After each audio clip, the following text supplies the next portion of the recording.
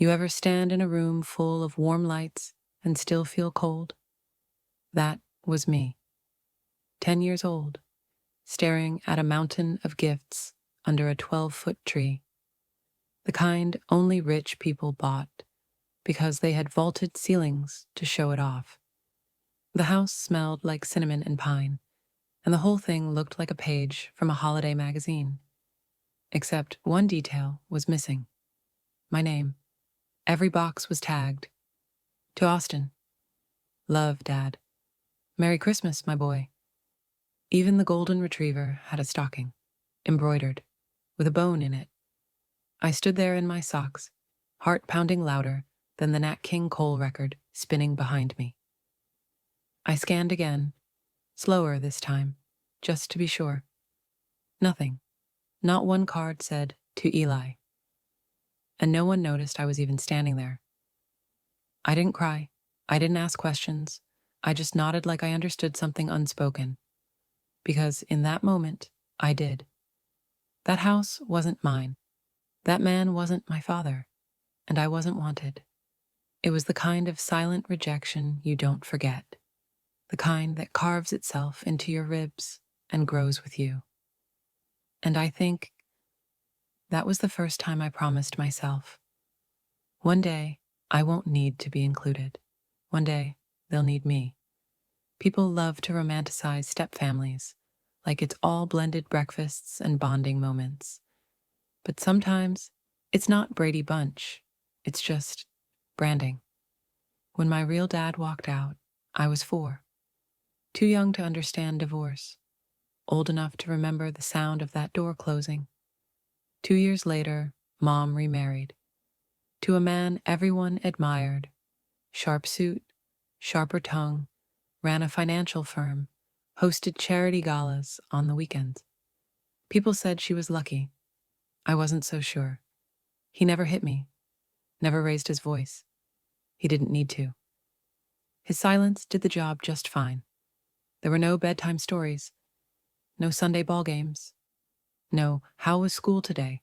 Just polite nods at dinner, like I was a tenant in his house. Technically fed, technically clothed, but emotionally exiled. He didn't call me son, never once. He had a biological son from a previous marriage, Austin, blonde, confident, varsity everything, and when he introduced his kid, his chest puffed with pride. When he introduced me, if ever, it was, "This is Eli. He's her son." And that pause, that hesitation, it said more than any insult ever could. I wasn't his, and he made sure I never forgot it. From the outside, our house looked like a dream. White brick, black shutters, landscaped yard with lights that turned on by themselves at dusk. Inside, marble countertops, art that came with certificates, and cameras everywhere. Security cams in the driveway, motion sensors in the hall, even a Nest system that texted Victor whenever a window opened. He liked control. He liked watching. And somehow, in a house where everything was recorded, I still felt invisible. He filmed Austin's soccer games with a DSLR, edited highlight reels with dramatic music, posted them online with captions like, "Proud Dad Moment." Me? I was usually behind the camera, or out of frame. At dinner, conversations were rehearsed, polished, the way he liked it, surface deep and brand safe. If I said something awkward or too real, he'd look at me over his wine glass, like I'd ruined the aesthetic. So I started saying less.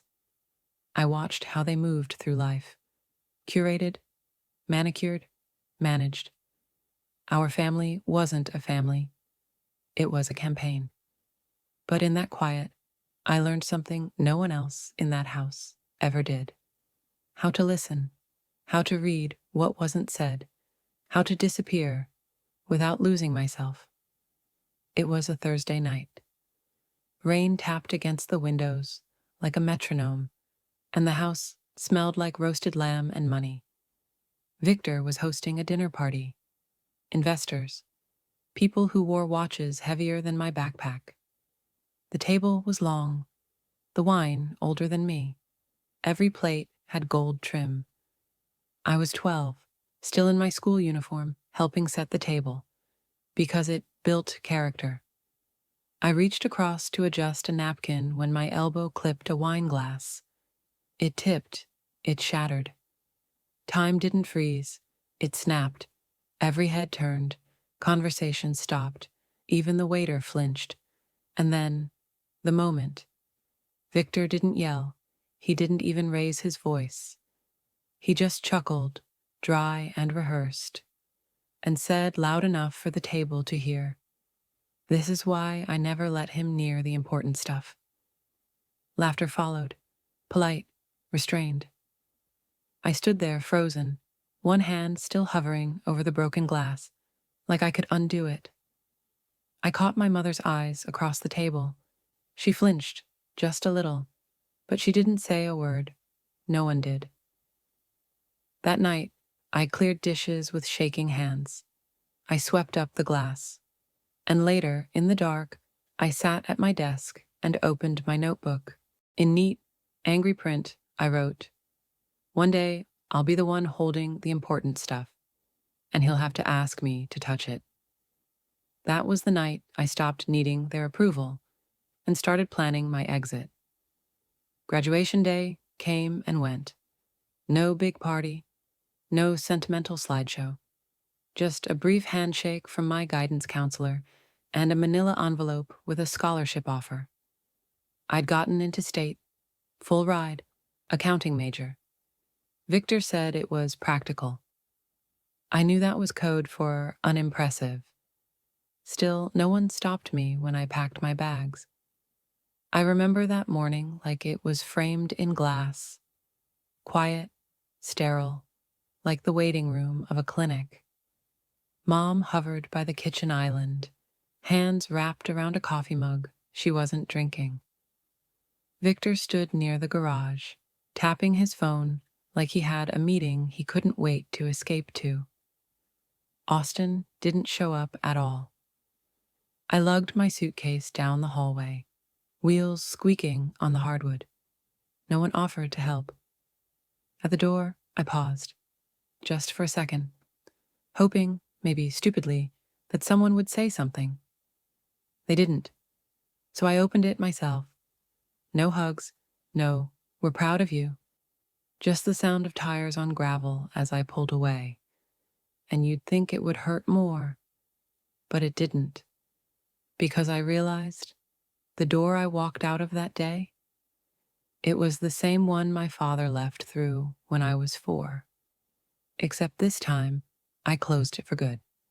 College felt like freedom, not in the movie montage kind of way. No frat parties, no wild dorm nights, just silence. And for someone who grew up invisible, that silence felt holy. I stayed in a shared room the size of a closet, worked night shifts at the library, and ate whatever was left in the dining hall at 9 p.m. And I loved it, because for the first time, I wasn't being watched, judged, sized up next to someone else's golden child. I chose accounting, not because I was passionate about spreadsheets, but because numbers made sense. They didn't play favorites. They didn't lie with a smile. They either added up or they didn't. And I was good at it, better than anyone expected, especially the professors who barely remembered my name. I didn't join clubs, didn't date much. I just studied, learned the system. Not the school's system, the bigger one. The one that actually runs America. Tax codes, loopholes, red flags. I memorized them like poetry. While other students dreamt about making millions, I was learning how the people who had millions kept them hidden. I wasn't chasing status. I was becoming something else entirely, a ghost. The kind who walks through walls no one else sees. The kind who gets close without ever being noticed. It wasn't glamorous, no badge, no big courtroom moments, just a cubicle, a flickering overhead light, and a monitor that never slept. But when the IRS offered me a spot after graduation, I didn't hesitate. Because unlike the people who used to walk past me in that marble-floored house, this system didn't care about last names or charm. It only cared about truth, the kind buried in numbers. My first day felt like stepping into a vault. Cold, quiet, controlled. The walls hummed with secrets. And I learned quickly. The rich don't get caught because they're smart. They get caught because someone smarter stops waiting to be seen and starts paying attention. I wasn't out for revenge. Not yet. But there was something deeply satisfying about seeing behind the curtain, tracing shell companies, finding offshore accounts, watching a lie unravel line by line in a spreadsheet. My coworkers joked that I had the bloodhound eye, but it wasn't instinct. It was training, years of reading between the silences, of knowing when someone says nothing, they're often hiding everything. Every time I cracked a case, I didn't think about bonuses or praise. I thought about power, not the flashy kind, the kind that walks into a room and knows exactly who's lying, without ever needing to raise their voice. And slowly, without meaning to, I started looking for him. It started with fatigue, then weight loss, then the calls. By the time the doctors used the word stage 4, I'd already taken unpaid leave, rented a small apartment near her hospital, and cleared my schedule for the long haul. She tried to apologize, said she didn't want to be a burden, but she never was. We ate soup from styrofoam cups, played card games with too many missing pieces. I read to her from books she used to love. Before the words started swimming on the page, she'd smile when she could. She always asked if I was eating enough, even as her body failed her. And him? He sent flowers, a tasteful arrangement, with a typed card, didn't visit, didn't call, said he was traveling for business when she slipped into hospice. He didn't sit beside her when the morphine kicked in. He didn't hold her hand when the monitors slowed. He didn't hear her last words, whispered through cracked lips. You were always enough. I didn't cry that night, not because I didn't feel it, but because grief is loudest when it's shared. And I was alone. The man she married once said he built his empire from nothing, but in the end, he couldn't even show up for the one person who gave him everything. It ran in the Sunday paper, full page, black and white, right beneath the real estate ads. Beloved mother, devoted wife, community leader. There was a picture of her, young, radiant, frozen in time. And then the list of names. Victor's, Austin's, even his ex-wife's children, credited as stepfamily. But not mine, not one line, not even a vague, survived by a son. I read it 3 times, folded the paper, unfolded it again, like maybe I missed something, like maybe grief had made me blind. But the truth sat there in ink. I had held her hand through every chemo drip, slept in the hospital chair until my spine screamed, signed the DNR, paid the cremation fees, and still, I didn't make the edit. That wasn't a mistake. That was a decision. It didn't break me. I was past that point. But it did something else. It turned the last thread of empathy I had for him into ash. That day, I stopped wondering why he never accepted me, and started realizing he never saw me as real, just an inconvenience he tolerated until the obligation died with her. And in some twisted way, that obituary told me exactly what I needed to know. I didn't lose a father figure. I lost nothing. The file came in on a Tuesday. Just another manila folder dropped on my desk in a sea of other people's secrets. The name on the label stopped me cold. Hale Financial Group. At first, I thought it was coincidence. Maybe a common last name, maybe a subsidiary. But I opened it. First page, corporate structure. Second page, photo ID. Third page, signature I knew by heart. It was him, the man who once called me her kid, like I was a guest, overstaying my welcome. Now he was under investigation. Money laundering, offshore evasion, suspicious charitable write-offs. Classic smoke and mirror empire. All flash, no foundation. I stared at the spreadsheet. The numbers were a mess. But beneath them, patterns, inconsistencies, mistakes. He'd built a kingdom on loopholes, press photos, and overconfidence. And now that kingdom had landed in my lap, wrapped in red tape and waiting to be unraveled. I didn't feel rage, didn't feel joy either, just a strange, hollow stillness, like life had made a full rotation and quietly handed me the pen. I closed the file, locked it in my drawer, didn't tell anyone, because this wasn't revenge, not yet.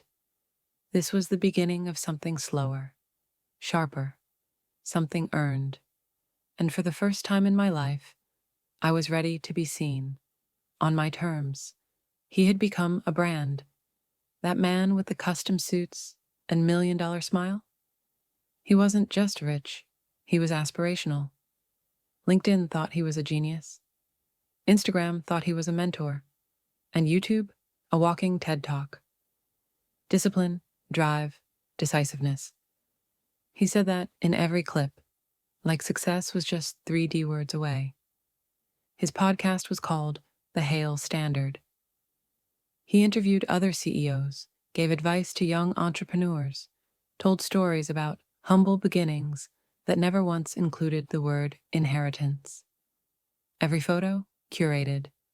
A coffee cup tilted just enough to show the Rolex. A charity gala handshake with a mayor he couldn't name.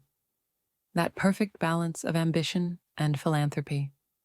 But behind the curtain, I saw the cracks, fake invoices, backdated donations, staff payments funneled through shell LLCs with no employees. It wasn't just creative accounting. It was a house of cards built on bad math and borrowed time. I remember scrolling through his company's website, polished to perfection, while cross-referencing the offshore bank codes sitting in my report. And it hit me. He hadn't built a business. He'd built a lie, wrapped in a TEDx thumbnail and tied with a motivational quote. And now, the lie had a paper trail, and I was holding it. Some cases take months to crack. This one unraveled in days. Too many red flags, too fast. It started with a grant, $250,000, supposedly donated to a youth foundation in Detroit. Except, the foundation didn't exist. The address led to a shuttered nail salon. The EIN number traced back to a janitorial company in Nevada that filed for bankruptcy in 2016. Then came the speaker fees. Tens of thousands paid to Victor's own consulting firm for appearances at conferences he also sponsored. A financial loop. Money going in circles. Each pass cleaning it up a little more. I flagged 5 accounts, then 10. Each one connected to shell companies, layered just enough to confuse someone who wanted to be confused. But I wasn't confused. I was surgical. The man who once wouldn't let me set the dinner table had built a system that looked clean from a distance. But the closer I got, it reeked of desperation, deferred taxes, phantom employees, payments for services rendered that had no receipts, no signatures, just trails. Every time I thought I'd reached the bottom, another layer peeled back. And somewhere between wire transfers and wash transactions, I stopped looking at this as a case and started seeing it for what it really was. A confession, not written in ink, but in numbers, and I knew exactly how to read them. The voicemail came at 7:12 p.m. I was eating cold leftovers at my desk, half reading through another flagged report, when my phone buzzed. Unknown number, out of state. I let it go to voicemail, like always, but then I heard the name. Hey, this is Victor Hale. I was hoping to speak with someone about a situation I'm dealing with. It's complicated. I was told you might be able to help. I froze. Not because he called, but because he had no idea who he was calling. He didn't recognize the name on the audit report. Didn't know that the person who held his financial future in their hands was the same ghost he'd edited out of his life years ago. He was reaching out like I was just another professional, detached, neutral, ethical, and I was. Mostly. I played the message twice, wrote down every word. Then I picked up the phone and called him back. Kept my voice calm. Low. Forgettable. Yes, we can schedule a consultation. I'll meet you in person. Discreetly. He thanked me. Said he was so relieved. Told me he'd been burned by a few advisors already. I told him nothing, because in his world, I'd never existed. And now, I was the only person who could save it. Or let it burn. We met at a coffee shop downtown. Neutral ground, warm lighting, jazz in the background. One of those places where powerful people pretend to be normal. He was already seated when I walked in. Corner table, back to the wall.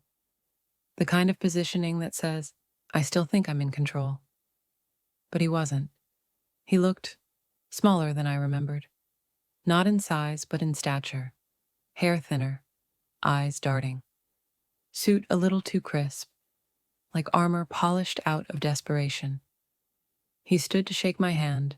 I offered mine without flinching. He didn't recognize me, not the eyes, not the voice, not even the scar above my right brow that he once told me looked messy before a school photo. He launched into his pitch, fast, eager, like a man used to convincing people of things. Told me how his advisors mishandled filings, how the press was blowing it out of proportion, how he needed someone smart, discreet, who wouldn't judge the past. I listened, nodded, took notes with a pen that shook slightly, not from nerves, but restraint. Then he looked at me, really looked, and said, I need someone I can trust. I stared at him for a moment, let the silence hang, then said, soft as breath, you should have thought about that a long time ago. His smile faltered, and for the first time in my life, I saw fear in his eyes. He kept talking, pitching, pleading, throwing around buzzwords like legacy and second chances as if they meant something. I let him. There was a strange peace in watching him spin the same polished lines he'd probably used on investors, reporters, even my mother. But none of it landed, because the truth was, I wasn't angry anymore. Not like before. What I felt wasn't fire. It was frost. There's a point where you stop hoping for an apology. Stop imagining the conversation where they finally say, I was wrong. That point comes when you outgrow the need to be seen by someone who was never looking. I sat there, hands folded, letting him believe, just for a moment, that this meeting meant a second act. And when the check came, I paid it. He thanked me, said we'd be in touch, smiled like a man who thought he'd just bought himself time. I stood, nodded once, and walked away. Because what he didn't know, what he never even thought to consider, was that I wasn't his savior. I was his audit. And the books, they never lie. It started with a freeze order. Not dramatic, not loud, just a few keystrokes and a government seal at the bottom of a PDF. but it hit harder than any headline. Every account flagged, every transaction held, every asset locked. In less than 24 hours, the empire that once printed its own image in glossy brochures couldn't move a dollar. Vendors called, partners panicked, staff salaries bounced back, investors ghosted. He tried to act calm, put out a statement about technical issues and routine audits. But Wall Street doesn't buy excuses. It buys outcomes. And this was a red line across the ledger. The media caught wind fast. One outlet broke the story, then 3 more followed. Victor Hale investigated for tax evasion and corporate fraud. The man behind the masked millions. The photos they used weren't the polished headshots. They were candid, blurry, from outside a courthouse he never thought he'd have to walk into. The comments rolled in, some defending him. Most didn't. But I didn't read them for that. I read them because they proved something he never let me believe. People forget charm. They remember character. And his was finally public record. It didn't happen all at once. That's the thing about empires. They don't explode. They erode. First, the board requested a leave of absence. Then the PR firm cut ties, quietly. Then the clients, big ones, international ones, started pulling contracts before the ink even dried. By week 2, the office building he used to brag about, vacant. The company logo removed from the lobby wall. No press release, no farewell speech, just a truck backing into the loading dock and a team wheeling out what was left of someone else's illusion. His face disappeared from the website. His name scrubbed from About Us. Social media went silent. But not me. I watched. Not out of spite, but because watching the fall of something so carefully constructed taught me something I never learned in school. You can't fake legacy. You can fake status. You can buy followers, manufacture charm, rent credibility like it's a tux for the gala. But when the music stops, when the spotlight moves, all that's left is what you built in the dark. And for him, there was nothing. Just an echo, and the silence of a name no one was afraid to forget. After everything collapsed, I kept my phone close, not because I wanted to hear from him, but because part of me needed to know if he would even try. One call, one message, one line that said, "Was it you?" Or "Why?" Something, anything, to acknowledge the storm he never saw coming. But it never came. No email, no voicemail, not even a blank text with 3 blinking dots that vanished before being sent. At first, I told myself he was biding time, planning a move, trying to calculate a comeback. But days turned to weeks, and nothing. That's when I realized he knew. Not the full scope, not the details, but he knew the weight. He felt it in the silence, the kind that doesn't come from absence, but from reckoning. Some people scream when they lose power. Some go out clawing. But the ones who truly understand what they've done, they go quiet. And in that quiet, I heard everything. I didn't need a confrontation, didn't need a confession. Because when someone who once towered over you suddenly vanishes into their own shadow, that's not avoidance, that's admission.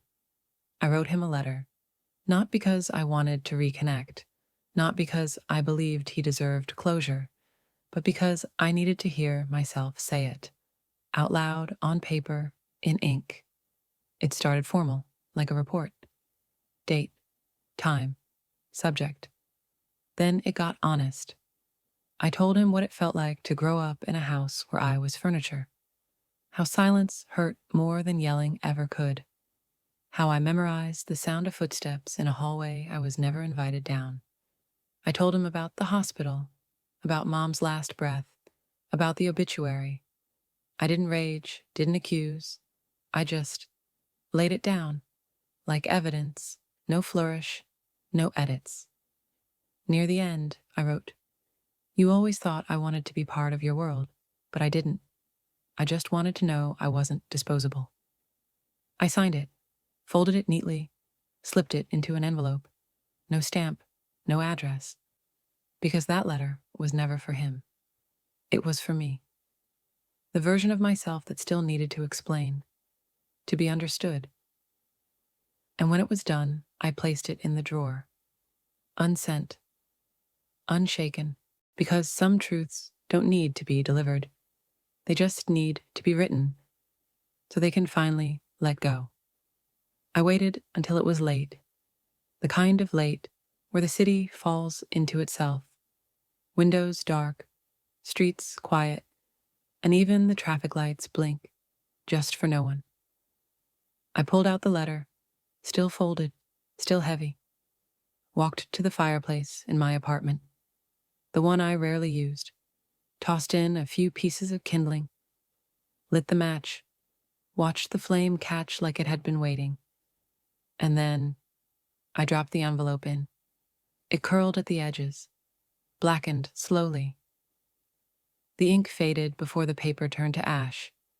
I didn't film it, didn't post a quote, didn't need background music or poetic captions. Just stood there, hands in my pockets, watching something that had taken years to carry disappear in seconds. No applause, no audience, no need. Because the kind of fire that frees you, it doesn't need to roar. Sometimes it just flickers. And in that glow, I felt something shift. Not vengeance, not victory, just a quiet sense of return. To myself, to peace, to a story no longer tethered to a man who mistook silence for power. Some people want fireworks, explosions, public downfall. Me, I burned it all down with nothing but stillness. And that was enough. New York wasn't the plan, but when the dust settled, it felt right. A city that doesn't ask questions, doesn't care where you came from, only where you're headed. I found a small apartment in Queens. Second floor, brick walls, a leaky radiator that hissed at night like it was whispering secrets. No one here knew my name.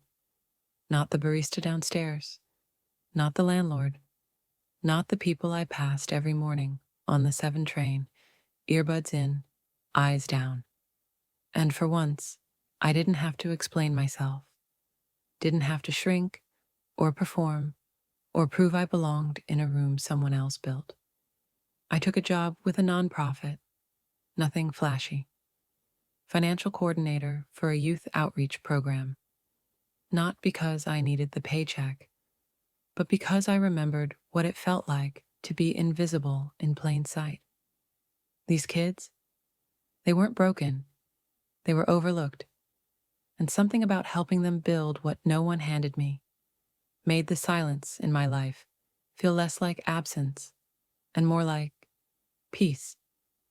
In New York, no one clapped when I walked in, but no one looked through me either. And maybe that was the win I never saw coming. Power used to look loud to me. Big offices, bigger voices, people who walked into a room and made everyone else shrink just to make space for their ego.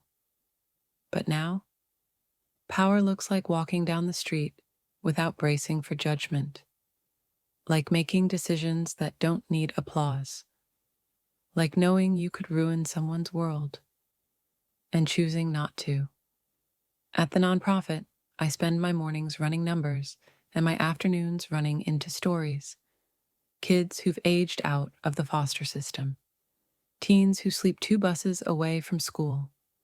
They come in angry, closed off, just like I did, and they're not impressed by suits or resumes. They're watching for consistency, for eye contact, for whether you remember what they said last Thursday.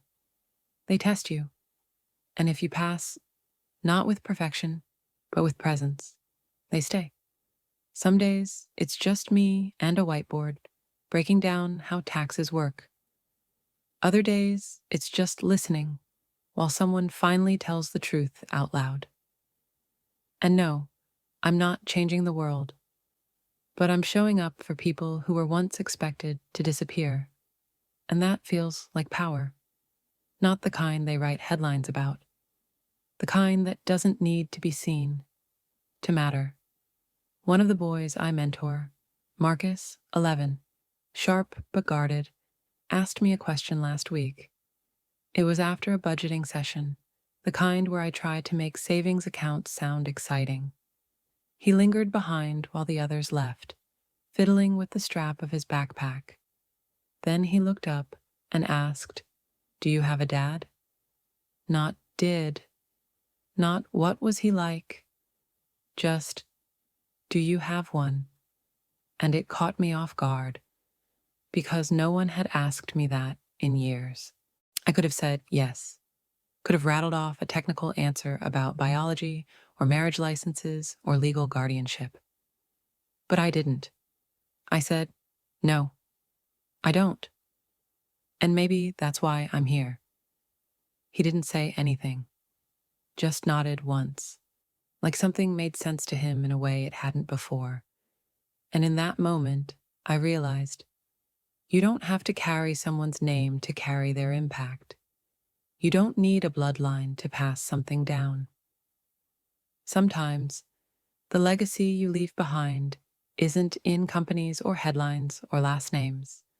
It's in showing up, in making someone else feel seen, in being the answer to a question no one ever asked you gently.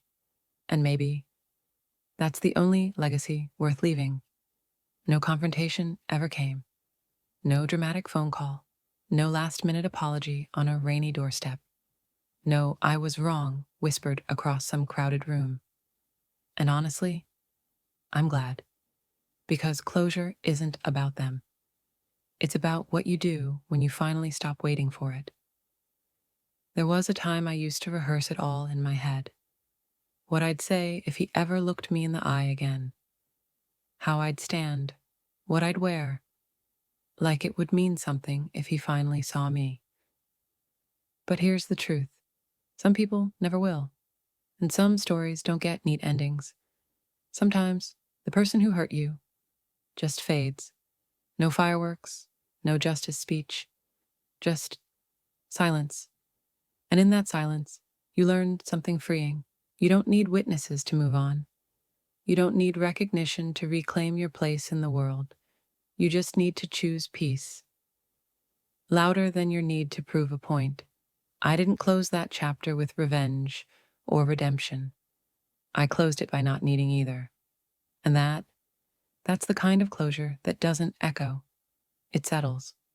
If you've ever been the invisible one, the quiet kid at the table, the name left off the invitation, the voice no one waited to hear. I see you, not just because I was you, but because I am you. Still, sometimes. Still choosing to show up even when no one asks. Still building something real out of everything they said wouldn't matter. And if you've made it this far in the story, maybe part of you's been waiting for a sign. This is it. You don't need a title to have worth. You don't need to be chosen to be whole. And you don't have to burn it all down to rise from it. You just have to keep going. Quietly, deliberately, in your own name, not theirs. And if this story meant something to you, share it. Leave a comment. Tell your own version. Or don't. Just know someone else out there is listening. Probably someone who needs it as much as you did. And if you haven't yet, subscribe. Not for me, for you.